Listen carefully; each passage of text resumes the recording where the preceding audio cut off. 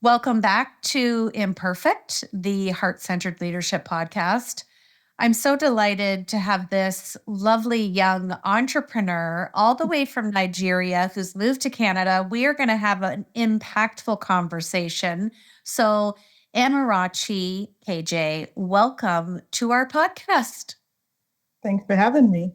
I'm delighted to have you. I'm still pinching myself that we're on season 5, but here we are. So you have a beautiful bio, and we changed things up last year. And I would just love for you to give our listenership, which we are proud to tell you is in 65 countries, a high-level overview of who you are and what you do. Awesome. So my name is Amarachi. I'm a strategy consultant that serves the nonprofit sector. In particular, I run a DIY strategic plans program, which is a do-it-yourself program that helps nonprofits develop their plans in-house, upskill their teams, think about practical implementation, and save up to 90% of consulting fees. I've been in entrepreneurship for about 5 years now, four-ish years, getting on 5. This is my 3rd business, so it's been an exciting adventure. And as you said, I'm originally from Nigeria. I currently live in a small town in Canada, but in between that, I have lived in the US. I've also lived in Australia. So had an exciting career even before getting into nonprofit consulting. And I had the pleasure of meeting you at a women's leadership conference, and you moderated a panel, and I was just so impressed in how you carried yourself and just the energy and vibrancy that you brought to that panel. And just like I do, I reached out and connected, and we had a great conversation. And I think your story and your leadership and just your traveling around the globe is going to be so impactful for young leaders. So I'm going to jump into my first leadership question. So, you are a young entrepreneur. Share with us some of the leadership lessons that you've learned along the way. Maybe you could share 1 or 2 with our listeners. Sure. So before I started my business, my first leadership opportunity or official leadership opportunity was when I was a finance manager. So prior to even getting into nonprofit consulting, I started in Vancouver and then ended up being transferred by my company to Dallas as a finance manager. And one of the first things I learned is that the fact that you have a title doesn't mean you're a great leader. So this is me at 23, turning 24. I was fortunate that I'd entered the company in a period where there was a lot of fluff. And so with lots of people leaving, it also provided lots of opportunities for an analyst like me to become a senior analyst and to get exposure. It was a helicopter company that had over 2,400 employees at that time. And so that early exposure really helped me to stand out. Now, fortunately, I stood out from a technical competency part, but from a leadership perspective, not quite. And so I struggled quite a bit with imposter syndrome. Like I'm sitting in the room and people on my team almost double my age, right? I'm learning how to balance the dynamics, right? I'm learning how to influence people. So that was my first learning, right? Because you're smart, because you got promoted, because you got the fancy title, doesn't mean that you're a leader. Doesn't mean that you're a good leader. You're a leader by title, but it doesn't mean you're a good leader. And one of the things that I did was to start investing in learning in my professional development. And so I joined a leaning circle in Dallas. It was a women's development circle for first-time managers. I also decided at that point, a year and a bit after my time as a finance manager, I was going to go back to school. I was going to get an MBA because I needed that big picture thinking. So that would be the first learning, right? Because you're smart, because you have a title, doesn't mean you're a good leader. The second one, and this I've learned from being an entrepreneur, it's important to take care of yourself before you can take care of others. And this brings me to some of the quotes you might hear when you're on a plane and they say, make sure you put your mask on before you help anyone around you, right? And so that same idea, if you're burning out, if you're working a lot of hours, if you're not compensating yourself well, if you're enabling behaviors from your team and sort of compromising yourself, you're not going to have a sustainable business. You're not going to have an enjoyable journey as a leader, and you're going to burn out. And that's been my journey to some extent, starting businesses in my 20s, and now I'm in early 30. I'm a lot wiser, and I try not to make those mistakes. Well, and I mean, lessons learned are always a level of success to add to your toolkit. And I love that yours comes with a lot of laughter, and we have to laugh at imperfection, which is why I named this podcast that. So welcome to the land of imperfection. Thank you. Okay, my second question has permanent residency on the show. What imperfections do you feel you bring to your heart-centered leadership? Mm, That's a great question. There are two that come to mind. One is by nature or by nurture, I'm a fan of adventure. I get a bit restless. I look for new projects, exciting improvements. I get bored easily doing like same old, same old. I'm not a fan of status quo. So on one hand, it's great, right? And often our greatest strengths can be our greatest weaknesses as well. On the other hand, when it comes to leading people and having people work with you, sometimes it felt like drinking from a fire hose working with me, right? And so I've had to learn as well to calm down, understand the levels that people are in. It's also important hiring the right kinds of people that would love that kind of adventure, but also giving them space to get up to speed. So that's one of my imperfections. I love adventure, but yeah, it could be drinking from fire hose. The Yeah, second great one, analogy. the That second fire hose can be uncontrollable sometimes. Oh man, the second one will be about my personality. So by default, I'm an introvert. I can put on an extroverted self, like you met at the conference. I can go to networking events, but I need to be able to refill. I need to be able to have downtime. And the first two businesses that I ran were consulting businesses. And the nature of it is you go hunt for projects, you get a project, you work with your team, and you deliver results for the client. And with strategic planning and facilitation projects, there's a lot of engagement, there's a lot of face time.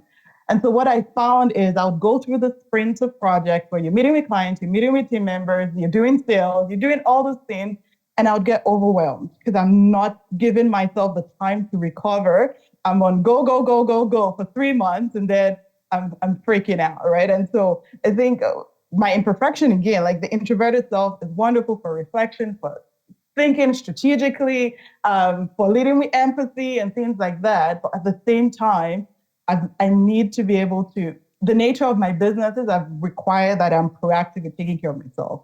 I'm proactive with centering wellness. I'm proactive with scheduling breaks. I'm proactive with having no meeting days. That way I don't burn out. And I don't burn out and I don't impact the team. Because when I'm not well, it's going to show up in how I lead my team, right? Absolutely. I often talk about that life and leadership and interconnection, and beautiful way of what you just explained, how it happens to you and how to prevent it. Okay, my third question is, you have experienced leadership across the globe. You've been in Nigeria, you've come to Canada. Share with us some of the global contexts of learning versus challenges, etc., from different countries. Yes, that's an interesting question because ultimately leadership is around leading people. If you're not leading people, you're not a leader. You can have a thousand AI chatbots that you're programming, that doesn't make you a leader, right? And so when you think about leadership in different contexts, first of all, it's recognizing your context. I was brought up in Nigeria. I lived there for 17 years. I moved to Canada for university. For a lot of my formative years and character molding has occurred in Nigeria. And so the way I show up is as a Nigerian that has picked up a couple of things from all over the world. So that's one important context to recognize. The other is the context of the people that I'm trying to lead. And again, because we live in a multicultural world, like you can be in Canada and live in a team and someone from Korea and China and Russia and wherever, and the way they show up, it's not a typical Canadian way because they come with that history and context, right? But it's important to understand the culture. And so the reason why I'm framing this is because I've run a business, or I've got a consulting business passively running in Nigeria. I've also done the same here in Canada, and it's a slightly different world. When you think of the Nigerian, even just going back to home upbringing, or how schools are run, or your experience in a church or a mosque, it tends to be very dictatorial. That's the default for leadership. And so what happens is when you bring a team of Nigerians, and I'm a Nigerian, but with the Canadian vibe or Canadian, American, Australian, whatever you want to call it, I tend to be more egalitarian in my approach, and I want to hear from you. And sometimes it's a bit odd and awkward, or it takes a while to get people comfortable and sort of dig into the shells and me asking open-ended questions instead of telling you, go do this, go do that. Right. And so it takes the onboarding time, it takes a different, it's almost like a rewiring of mindset when working with me, because I come with a different approach. The other thing with that dictatorial mindset in Nigeria is there's a sense of deference to respect. Nigerians are very, so for example, I would call you Deb. Hi, Deb. In Nigeria, I would have to call you Mrs. Deb or Lady Deb or whatever title. If you've got a PhD, Dr. Deb, there's that sense of you've got to attribute or show respect from the get go and even in the little things. Even in things like eye contact. I could go out for dinner with you here and I'm looking at you, eye contact, we're sitting pretty close and we're laughing. In Nigeria, there'll be a bit more space between both of us. I would look at your eyes and then I'll look away and then I'll look down. And it also depends on the tribe as well. My mom's comes from a tribe called the Yorubas, and they are very, they respect very tangible. So what hand do I use to shake you? How do I kneel down to greet you or bend down a bit? And so when you're working with a team again in Nigeria, it's sort of being aware of that. Like at 27, don't call me Mrs. Amarachi. I don't want to hear that. Like just call me Amarachi. Or people older than me, like feeling like, oh, because I'm the boss, right? And so the molding stage of a team, like me working with a team in Nigeria has been very, very, very important. Just trying to take people away from the natural Nigerian way of running things and deference to me compared to Canada. Now, what's interesting in Canada, and I think going back to, I'll talk about Nigeria and I talk about Canada. In Nigeria, we can be quite direct with communication. It's not about, we're not so good with quoting our words. It's like, you say it how it is, and that's considered good because I'm telling you the truth. I care about you and I'm going to tell you the truth. It might sting, but it's the truth, and the truth sometimes stings. Now, in Canada, it's about sugarcoating it. It's about putting, even in medications, right? Like you see the same painkillers in Nigeria, it's like bland. Like you go for it and you taste it on your tongue. You get the painkillers in Canada and it's coated in whatever, like sugary, whatever substance, so that it's palatable. You can swallow it and you can digest it, right? And it's quite similar in the communication here. Canadians in particular like to be very polite. Sometimes can be averse to conflict. Their yes might not really be a yes, but you're not quite sure, and so you got to take your time to figure out what that really means. And so it makes it quite interesting when you're running two teams simultaneously. Like in Nigeria, you understand if somebody says this isn't working, I get it, it's not working. In Canada, you have to really talk and say, but what are you really saying? And like put in scenarios. Is that what you really mean? Right. And so in a way, I feel like sometimes I put on different personalities when bouncing across both worlds. But it's been an amazing learning journey for me as well, and a lot of self-awareness. Like for me, by default, I have the Nigerian frankness, and I've had to learn how to make it palatable when talking to a Canadian or an American team compared to Nigeria. Like Nigeria, I can just be like straightforward and like, yep, that's good, thank you, and they move on. I love it. I love the laughter and the gregariousness that you have for all the different, leadership contexts that you have across the globe. Okay, for my last leadership question, share with us how you've been able to pivot or navigate leadership when you face failure. And I'd love to hear from both a perspective of your own self leadership as well as leading a team. Wonderful. So when I introduced myself, I said I've started three businesses. Right now, I've got two businesses because I exited one. And it was a beautiful consulting firm with a friend here in Canada. We were serving nonprofits as well, strategic planning primarily, and other facilitation and training gigs. But what I realized along the way was that the model wasn't going to be compatible with my lifestyle. And so what had happened was I moved to a small town, St. Thomas, Ontario, where we met. And I was craving a different lifestyle. I didn't want to do as much traveling and adventuring from that perspective. Part of it was driven by the fact that I was newly married. And so my husband had come to join me. I wanted a slower pace. I wanted to build relationships in my community, and the model just wasn't compatible. And going back to one, taking, it's important for me to take care of myself, for me to take care of others. And so I had a frank, open conversation with my business partner at that time, just sharing, it's not working. I can't really be an owner anymore. It makes more sense for me to be more of a contractor behind the scenes, and sort of going through that navigation. And in terms of what my learnings have been, or what self-leadership, first of all, is just self-awareness. If I had continued, I would have burnt out. I was already going on. It's like being in a car where you're driving and you can see from the meter that you're already towards like low tank, like your fuel. It makes more sense to park, to find the nearest filling station, to fill up and to continue on your journey. If I didn't, my car would stop on the road, right? And I have to call someone to tow me. It would have been a total breakdown. It would have been a mess for me, for my business partner, and for the team. And so part of it was just self-awareness. Amarachi, what's going on in your world right now? What makes sense? What is the right direction? And I decided that I needed a sabbatical. I didn't quite know where I was going, but I knew that where I had been was not the right path forward. I often tell people that that was my quarter life crisis because I turned 30 last year. Not quite old enough to be a midlife crisis, so I'll take quarter life. But that self leadership, it first starts with that self awareness. And in terms of working with the team, and having that frank conversation, and thankfully we had open conversations about the future. And I told her from the beginning, I don't think I'm going to be here forever. I think my job is to come and to help you establish, but I don't think I'm going to be hands-on. So that really made it easy to come to the conversation of, I think the time to wind down is now. Also with that was providing a good enough buffer. We were in the midst of a client project. You can't just wake up and walk off. Like, it's disruptive to everyone. And so making sure that we finished the project in a good note, hand it over to the client, transparent about what's going on, transparent with the team.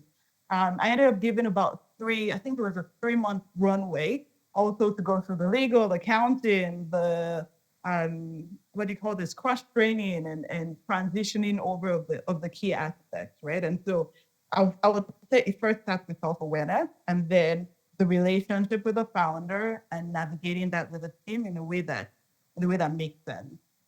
That was my journey with failure. It's been quite interesting because this time last year, I didn't quite know what I was gonna do.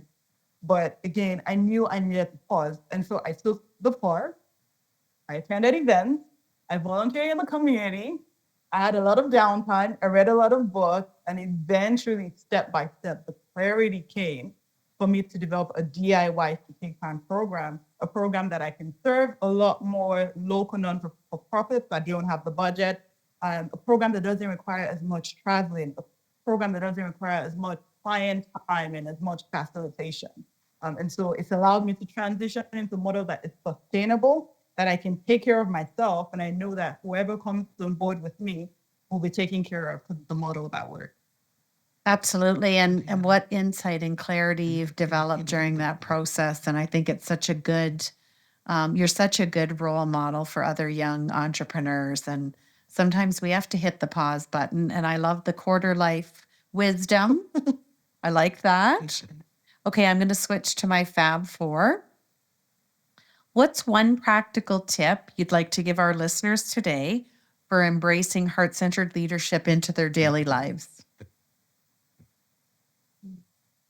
I'm going to go back to taking care of yourself. If I look back to the first years of entrepreneurship, and I think sometimes, especially as a young entrepreneur, and you see some of the ads on YouTube, there's this sort of hustle culture, the hustle bros. We wake up in the morning, we do the ice bath, we exercise, and we go for all those meetings, and it's almost like there's a desire to sprint instead of take things as a marathon, right? Anything that lasts long needs to be enduring. It needs to have deep foundation. And you can't do that when you're continuously sprinting, right? And so, especially if they're younger entrepreneurs, whatever that means, looking at things as a marathon and not as a sprint. And with that as well, faith to forgive yourself. I'm young. I don't have the wisdom that you have. Like, I can read your book, and I'm grateful for your book, and I've picked a few nuggets. but it's nowhere near the level in which it's ingrained in you because you've gone through that journey. And so, in looking at things as a marathon as well, I'm embracing space for, I'm going to uncover myself. I'm going to uncover that, ooh, I've got this bad character. I've got those things that I picked up from a Nigerian context that is not quite the best way to treat people, not the best way to communicate with people. Learning to forgive myself, right? I've made mistakes. Sometimes I feel like I've wasted time, I've forgone money. But looking at things like a marathon, I know where I'm headed and I recognize that good things takes time. It's like an analogy. I love using analogies. As you can figure, I tell people, are you trying to grow corn like maize, or are you trying to grow a cashew tree? Because it's a completely different cycle. The amount of time you're going to wait maybe 5 years before you can get any reasonable fruit from the cashew tree.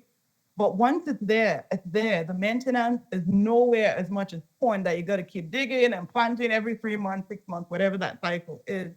And so that would be my advice. Yeah. I love that analogy. I always say to my clients, the day you plant the seed is not the day you eat the fruit, which is basically what you're saying. I love it. Okay, if your leadership style had a theme song, what would it be? Oh, I think comes to mind, but it feels more like an entrepreneurial song than leadership. I'm gonna go with it. It's Destiny's Child, I'm a Survivor. I'm a I survivor. love it. I'm not gonna give up. I'm not gonna stop. I'm gonna work harder. I'm gonna work harder with myself. I'm a survivor. I make mistakes. I'm gonna pick myself up. I'm not gonna keep staying down. If I make mistakes with my team, I'm gonna apologize and be like, guys, I'm sorry. And you're my first guest that broke out into song. Good for you. Ooh, Look I at love that. Okay, here's my third question. If you could summarize a key takeaway or lesson from our discussion today, what would you share with our listeners? it. Continuous progress. Continuous progress. You're not perfect. I mean, I love the title Imperfect. You're imperfect, right? And so it's that continuous progress. Yeah, that's worth it. All right, you are just delightful. I knew this was going to be a fun conversation. So I'm going to have you finish the show by finishing this sentence for me. And I wish you continued success, and I look forward to our upcoming lunch. Finish this for me. Heart-centered leadership is Taking care of others and yourself. It's got to be both.